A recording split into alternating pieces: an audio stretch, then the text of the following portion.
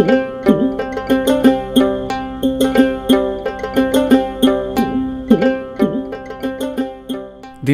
উর্বর মাটি ও অনুকূল আবহাওয়ায় বাড়ছে পটল চাষের প্রসার।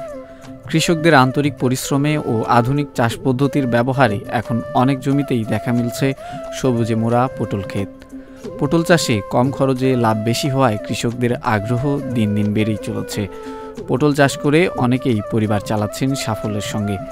বাজারে এর চাহিদা বেশি, দামও তুলনামূলক ভালো, তাই অনেক কৃষক ধান বা অন্য ফসলের পাশাপাশি বেছে নিচ্ছেন পটল চাষ। কেউ কেউ আবার একাধিক মৌসুমে পটল চাষ করে আর্থিকভাবে স্বাবলম্বী হয়ে উঠছেন।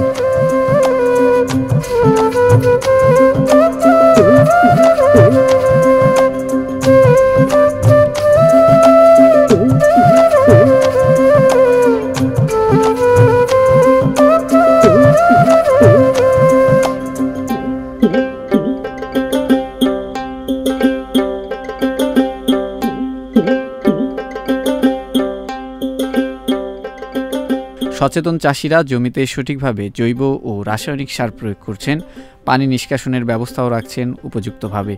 মাঠ পর্যায়ে কৃষি কর্মকর্তারাও পরামর্শ দিয়ে পাশে আছেন চাষিদের।